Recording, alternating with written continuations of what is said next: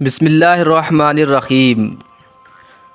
جب ہمارے حضور صلی اللہ علیہ وسلم کی عمر 25 سال ہوئی تو ایک دن چچا ابو طالب نے حضور صلی اللہ علیہ وسلم کو بلا کر کہا کہ بیٹا اب میں بوڑھا ہو چکا ہوں، تم ہی میرا ایک سہارا ہو، اور تم تو دیکھتے ہو نا کہ میں بہت غریب ہوں، کمائی کا کوئی ذریعہ نہیں ہے، اس لیے میں چاہتا ہوں کہ اب تم تجارت شروع کرو اور اپنا کاروبار کرو تاکہ 4 پیسے کما سکو۔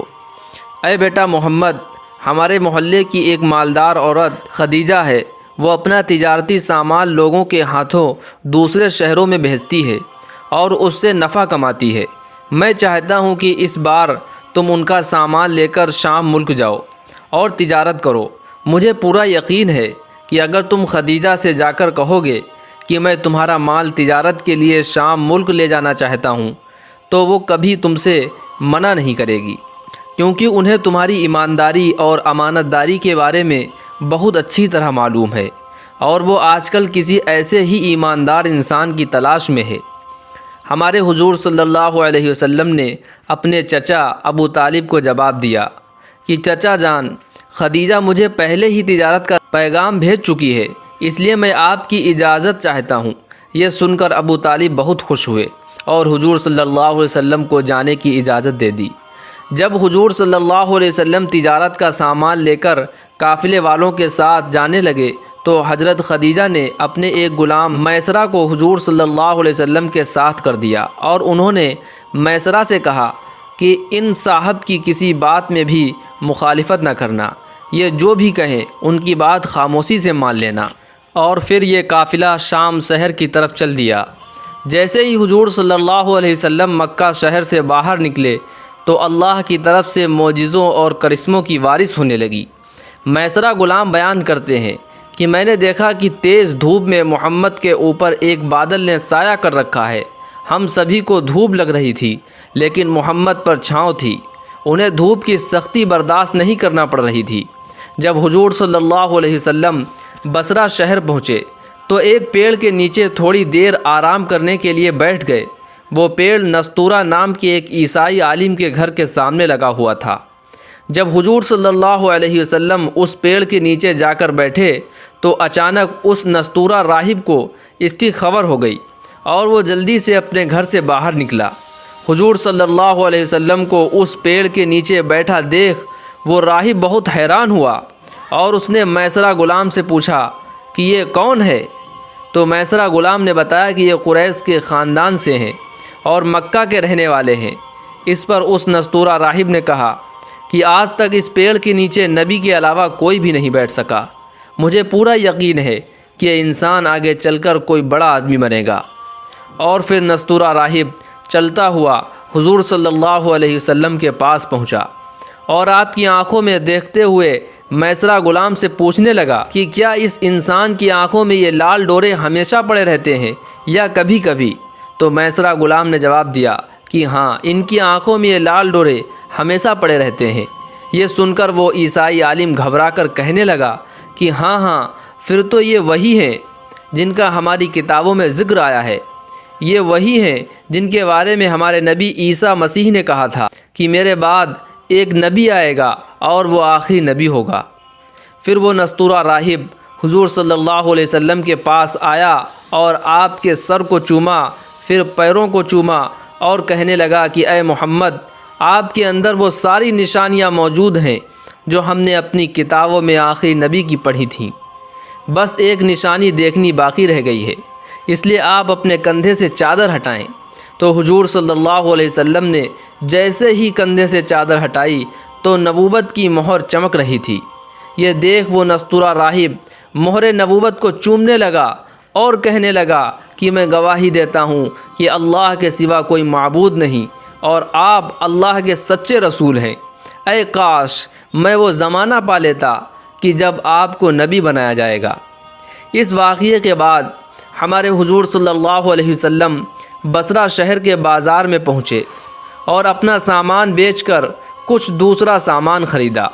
اس دوران ایک عیسائی آدمی حضور صلی اللہ علیہ وسلم سے بحث کرنے لگا اور کہنے لگا کہ اگر آپ سچے ہو تو لات و عزیٰ بتوں کی قسم کھاؤ۔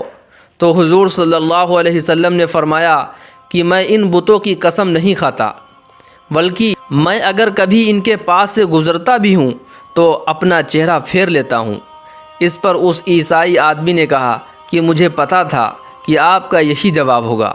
اور پھر وہ عیسائی آدمی میسرہ غلام سے اکیلے میں ملا اور کہنے لگا کہ اے غلام، تمہارے ساتھ جو یہ آدمی آئے ہیں یہ آنے والی نسلوں کے نبی ہیں، ان کے اندر وہ ساری نشانیاں موجود ہیں جو ہماری پرانی کتابوں میں آخری نبی کے بارے میں لکھی ہوئی ہیں۔ کچھ دن بصرہ شہر میں رہنے کے بعد یہ قافلہ واپس مکہ شہر کی طرف لوٹا۔ اس بار قافلے والوں کو اپنی تجارت میں بہت زیادہ نفع حاصل ہوا۔ راستے میں لوٹتے وقت ایک واقعہ اور پیش آیا کہ حضرت خدیجہ کے 2 اونٹ جو میسرہ غلام لے کر چل رہے تھے وہ دونوں بہت کمزور اور بیمار پڑ گئے، جس کی وجہ سے وہ چل نہیں پا رہے تھے۔ اس لیے میسرہ غلام قافلے سے پیچھے رہ گئے اور حضور صلی اللہ علیہ وسلم کا اونٹ قافلے میں سب سے آگے چل رہا تھا۔ جب میسرہ غلام قافلے سے پیچھے ہونے لگے تو وہ اپنے بیمار اونٹ سے اترے اور دوڑتے ہوئے قافلے میں سب سے آگے حضور صلی اللہ علیہ وسلم کے پاس پہنچے اور حضور صلی اللہ علیہ وسلم کو ساری باتیں بتائیں۔ تو حضور صلی اللہ علیہ وسلم میسرہ غلام کے ساتھ ان 2 بیمار اونٹوں کے پاس پہنچے۔ حضور صلی اللہ علیہ وسلم نے ان اونٹوں کی گردنوں پر ہاتھ رکھ کر چپکے سے کچھ پڑھا تو اچانک ان دونوں اونٹوں میں عجیب سی طاقت آ گئی اور وہ بہت تیز چلنے لگے۔ یہ دیکھ قافلے والے بھی بہت حیران ہوئے۔ لوٹتے وقت میسرہ غلام نے ایک عجیب و غریب چیز دیکھی کہ جب بھی دھوپ کا وقت ہوتا تو حضور صلی اللہ علیہ وسلم پر 2 فرشتے آ کر چھاؤں کر لیتے اور انہیں دھوپ نہ لگتی۔ ان فرشتوں کو میسرہ غلام نے خود اپنی آنکھوں سے دیکھا تھا اور کچھ قافلے والوں نے بھی ان فرشتوں کو دیکھا تھا۔ میسرہ غلام نے آ کر حضور صلی اللہ علیہ وسلم سے کہا کہ اے محمد، میں پچھلے کئی سالوں سے خدیجہ کے لیے تجارت کر رہا ہوں، لیکن آج تک مجھے کبھی اتنا زیادہ نفع نہیں ہوا جتنا کہ اس بار ہوا ہے۔ آخر یہ قافلہ مکہ پہنچا۔ ہمارے حضور صلی اللہ علیہ وسلم دوپہر کے وقت مکہ میں داخل ہوئے۔ اس وقت حضرت خدیجہ اپنے گھر کی چھت پر کچھ کام کر رہی تھیں کہ تبھی انہوں نے آسمان میں 2 فرشتوں کو دیکھا جو کسی انسان پر سایہ کیے ہوئے تھے۔ یہ دیکھ حضرت خدیجہ بہت حیران ہوئی۔ جب وہ انسان قریب پہنچا تو حضرت خدیجہ نے دیکھا کہ وہ کوئی اور نہیں بلکہ حضور صلی اللہ علیہ وسلم تھے۔ یہ دیکھ حضرت خدیجہ بہت حیران ہوئیں اور پھر شام کو میسرہ غلام نے حضرت خدیجہ کو حضور صلی اللہ علیہ وسلم کے معجزوں کے بارے میں اور اس نستورہ راہب کے بارے میں سب کچھ بتایا اور فرمایا کہ اے ہماری سیدہ، آج تک کبھی مجھے تجارت میں اتنا زیادہ نفع نہیں ہوا کہ جتنا اس بار ہوا ہے۔ میسرہ غلام حضرت خدیجہ کے سامنے حضور صلی اللہ علیہ وسلم کی مسلسل تعریفیں کرتا جا رہا تھا۔ اس وجہ سے حضرت خدیجہ کے دل میں حضور صلی اللہ علیہ وسلم کی عزت بیٹھ گئی اور انہوں نے فیصلہ کر لیا کہ میں محمد سے نکاح کرنے کا پیغام بھیجتی ہوں۔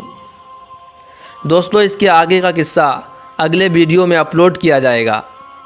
آپ کو ہمارا یہ ویڈیو اچھا لگا ہے تو لائک اور کمنٹ ضرور کریں۔